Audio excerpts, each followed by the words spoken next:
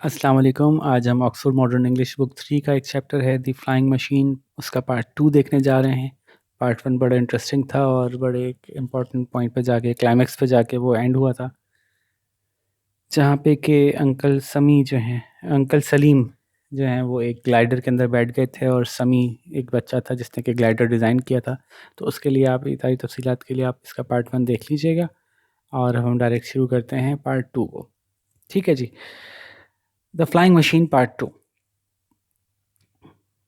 Wait a minute, said Sammy. एक मिनट रुकिए ज़रा, समी ने कहा। His uncle looked round. उसके अंकल ने गर्दन घुमा के पीछे देखा। लुक राउंड का मतलब पीछे मुड़ के देखना। Behind the glider were 10 boys, all friends of समीज। ग्लाइडर के पीछे 10 लड़के खड़े थे, वो सारे के सारे समी के दोस्त थे। Sammy raised his right hand, then he shouted, now come on boys, all together push. Sammy ने अपना सीधा हाथ ऊपर उठाया हवा में और फिर चिल्लाया, अब शुरू करो, शाबाश, सारे साथ मिलके धक्का लगाओ। All the boys all pushed and before uncle Sammy new, सारे लड़कों ने एक साथ धक्का लगा दिया। और इससे पहले कि अंकल समी कुछ समझ पाते, before uncle Sammy knew what was happening, the glider had been hurled over the rock and had started to fall at great speed towards the fields below. इससे पहले कि अंकल सलीम कुछ समझ पाते कि क्या हो रहा है, व्हाट वाज हैपनिंग, क्या चल रहा है, क्या होने वाला है, वो ग्लाइडर जो था उसको धक्का दे दिया गया, उसको पुश कर दिया गया उस पत्थर के ऊपर से, और अब वो गिरना शुरू हो गया था बड़ी तेज़ रफ्तारी के साथ नीचे खेतों की तरफ।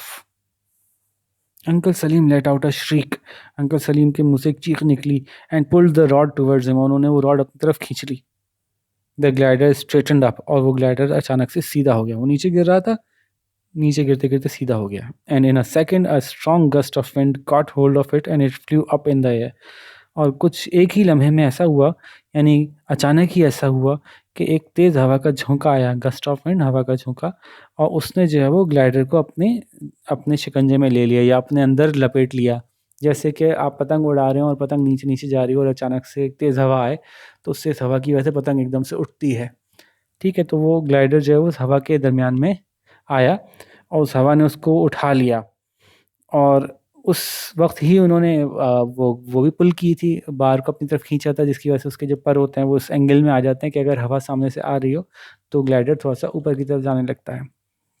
And it flu up in the air, into the air. और वो हवा में थोड़ा ऊपर की तरफ जाने लगा। अच्छा, ये इस मैकेनिज्म अच्छी तरह समझ लेते हैं कि ग्लाइडर का मैकेनिज्म क्या है। इसमें इंजन तो नहीं होता जिसकी वजह से उसको पीछे से पुश मिले और जहाँ चाहें जब तक चाहें आप हवा में ऊपर ही ऊपर उड़ते रहें।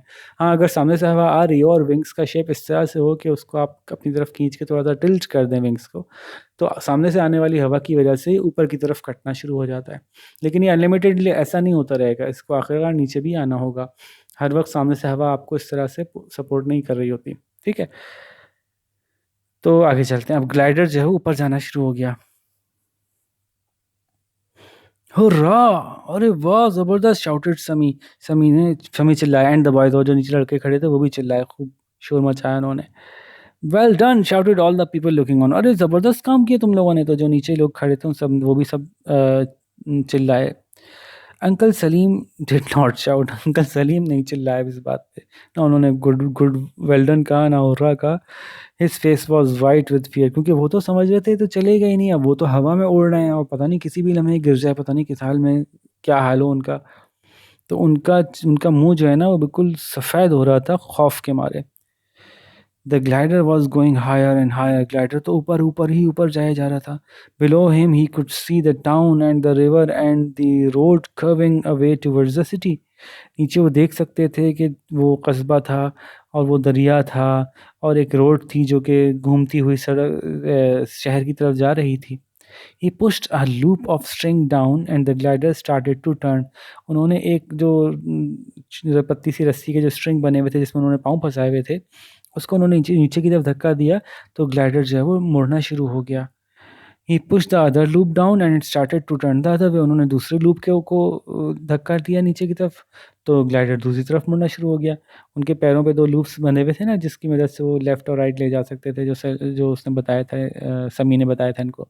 ही पुश द अदर, अच्छा ये हो गया। दीज स्ट्रिंग्स वर्क वेल, अरे ये रस्सियाँ तो काम कर रही हैं। Sad uncle Salim out loud, uncle Salim के मुंह से निकला, ऊंची आवाज में निकल गया, and I am becoming quite a good pilot, और मैं तो काफी अच्छा पायलट बनता जा रहा हूँ। Uncle Salim push down his left foot again but nothing happened. इस दफा अंकल सलीम ने अपना उल्टा पाँव नीचे धक्का दिया तो वो कुछ नहीं हुआ। He look down and notice that the string had broken. उन्होंने नीचे देखा तो गौर किया कि वो जो रस्सी थी वो टूट चुकी है। Oh my goodness, he said to himself, अरे अरे अब मैं क्या करूँगा, now what shall I do, अब मैं क्या करूँगा, अरे अरे ओ मेरे अल्लाह, ओ मेरे खुदा। ओ माय गुडनेस कहते हैं इस तरह की किसी एक्सप्रेशन या जैसे कुछ आप कहते हैं ओ मेरे खुदा। तो now what shall I do, अब मैं क्या करूँगा, अब क्या होगा। The glider was rushing along at great speed. बड़ी तेज़ रफ्तारी के साथ ग्लाइडर जो है वो आगे बढ़ रहा था। रशिंग अलॉन्ग, आगे बढ़ रहा था।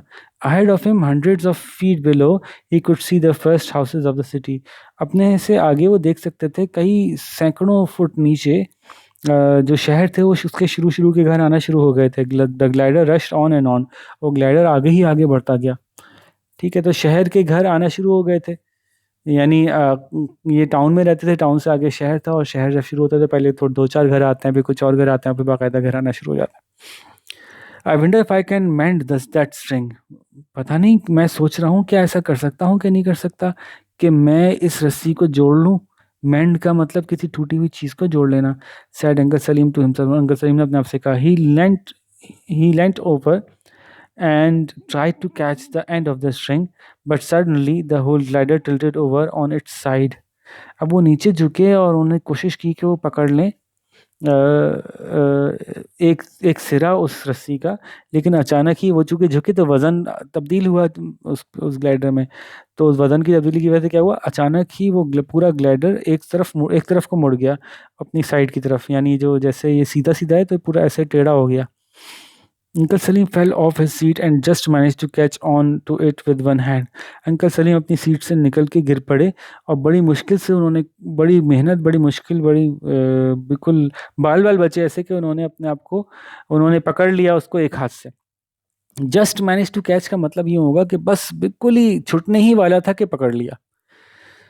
तो अंकल सलीम अपनी सीट से गिर गया, और बहुत ही बस बाल बाल यूं बचे कि उन्होंने वो सीट एक हाथ से पकड़ ली। He shrieked aloud help help but there was nobody to help him. उन्होंने बुलंद आवाज में चीखा कि बचाओ बचाओ, लेकिन वहां कोई उनकी मदद के लिए था ही नहीं। Slowly and painfully uncle Salim pulled himself up towards the machine. बड़ी आहिस्ता आहिस्ता, बड़ी तकलीफ दे अंदाज में अंकल सलीम ने अपने आप को खींचा वापस मशीन की तरफ। वो लटक गए थे ना उस मशीन से नीचे, हवा में लटक रहे थे। When he looked down, he found that the weight of his body had pulled the machine forward. जब उन्होंने नीचे देखा तो उनको अंदाज़ा हुआ, उनको पता चला कि उनके वज़न की वजह से वो मशीन जो है वो आगे की तरफ झुक गई है। And now it was now heading towards the ground, और अब उसका रुख ज़मीन की तरफ था। Uncle Salim caught hold of the bamboo stick, but the glider started to go round and round in circles, getting lower and lower. Uncle Salim ने दोबारा से वो बैम्बू स्टिक पकड़ी जिसको खींचने से ऊपर गए थे ना, जैसे कि मैंने बताया था ना, हर दफ़ा नहीं जा पाएंगे इस तरह से। तो अब जो है वो ग्लाइडर आहिस्ता आहिस्ता उसने क्या शुरू कर दिया, started to go round and round. अब वो गोल गोल घूमना शुरू हो गया, और आहिस्ता आहिस्ता गोल गोल घूमता जा रहा था, और नीचे भी नहीं जा रहा था, नीचे से नीचे जाता जा रहा था, और गोल गोल घूमता जा रहा था। Oh dear, shrieked uncle Salim, what will happen to me now. अरे वाह, अरे अरे, अब क्या होगा मेरे साथ, अब मेरा क्या बनेगा।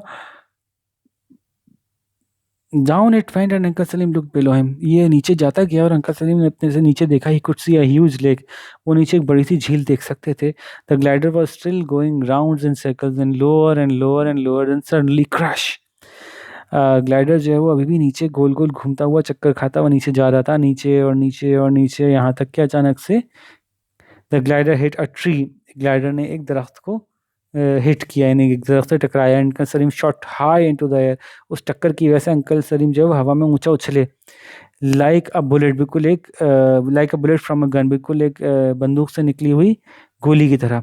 ही landed with a tremendous he landed with a tremendous splash in the lake. वो एक बड़े ज़ोरदार छपाके के साथ झील में जाके गिरे। Luckily he could swim and he manage to reach the bank. बड़ी खुशकिस्मती थी कि वो उनको तैरना आता था, और वो किसी न किसी तरह से करके झील के किनारे तक पहुंच गए। Later that night, Sami and his parents waited in the house for the news of Uncle Salim. अब उस रात को काफ़ी बाद में, लेटर का मतलब कुछ वक्त बाद, समी और उसके वालिदैन जो है वो इंतज़ार कर रहे थे अपने घरों में अंकल सलीम के बारे में, किसी खबर के बारे में कि कोई खबर आए उनके बारे में। Suddenly there was a knock on the door. अचानक दरवाजे पे किसी ने खटखटाया। Sami got up slowly and went to open it. Sami जो है वो आहिस्ते से उठा और दरवाज़ा खोलने गया। There was uncle Salim. सामने अंकल सलीम थे, standing on the door step and smiling. दरवाजे पे खड़े मुस्कुरा रहे थे। Uncle Salim, he shouted. अरे अंकल सलीम, आप आ गए। अच्छा, अब उसको नहीं पता था क्या हुआ उनके साथ, क्योंकि वो तो बहुत दूर निकल गए थे कि जहाज़ भी शायद उनकी, ग्लाइडर उनकी नज़रों से गायब हो गया होगा, बच्चों की नज़रों से। अब वो नहीं समझ पा रहे थे बच्चे कि इवेंचुअली हुआ क्या अंकल सलीम के साथ। वो बचे नहीं बचे, वो नीचे लैंड कर पाए नहीं कर पाए, जहाज़ का क्या हुआ। तो ये सब बड़े परेशान हालत में घर में बैठे थे, इंतज़ार कर रहे थे। जब वो दरवाजे पे खटखटाया, वो अंदर दाखिल हुए तो बच्चा बहुत खुश हुआ। His mother and father came running out. उसकी अम्मी अब्बू भी भागते हुए बाहर आए। यू आर सेफ, आप बच गए, आप महफूज हैं। दे क्राइड, वो चिल्लाए। यस सैड अंकल सलीम, हाँ हाँ मैं महफूज हूँ, बट ओनली जस्ट, लेकिन बस बाल बाल बचा हूँ। And I shell never go in another flying machine for the rest of my life. और अब मैं आइंदा अपनी पूरी ज़िंदगी किसी फ्लाइंग मशीन में नहीं जाऊँगा। ठीक है जी, तो ये कहानी थी अंकल सलीम और समी की। इसके दूसरे पार्ट के क्वेश्चन आंसर्स देखते हैं। Who push the glider of the rock, ये तो बहुत बच्चों वाला सवाल है। वो दो 10 दोस्तों ने मिलकर पुश किया था। Why did the glider tilt to one side, ये भी आसान सवाल है। ग्लाइडर एक तरफ क्यों टिल्ट कर दिया था। द ग्लाइडर, अब सवाल में डिड है तो जवाब भी पास्ट टेंस में होगा। The glider tilted to one side because uncle Salim wanted to, क्या करना चाहते थे, कैच द, वो रस्सी पकड़ना चाहते थे ना, और उनके वजन की वजह से वो ग्लाइडर एक साइड पे हो गया था। तो इसको अपने अल्फाज में लिखें, शाबाश। What happened when uncle Salim got hold of the bamboo stick, क्या हुआ जब अंकल सलीम ने बैम्बू स्टिक पकड़ ली थी।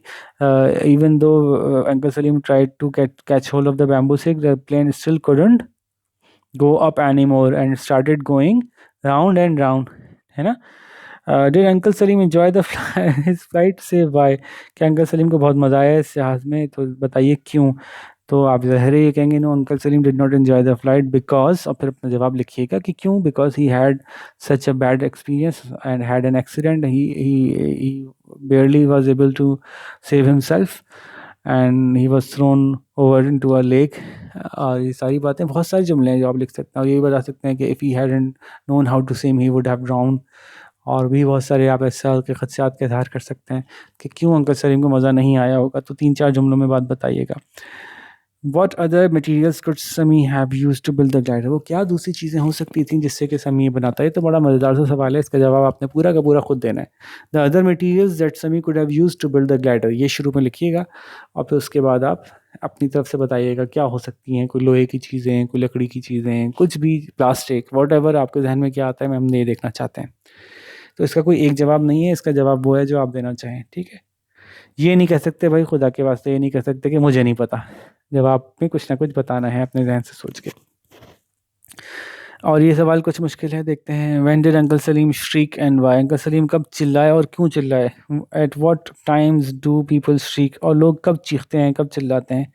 तो पीछे देख लीजिएगा अंकल सलीम कब चीखे थे, जब उनको ये फील आया था कि ये तो गिरने वाला है। तो लोग कब चीखते हैं, ये है ज़्यादा इसका इम्पोर्टेंट पार्ट।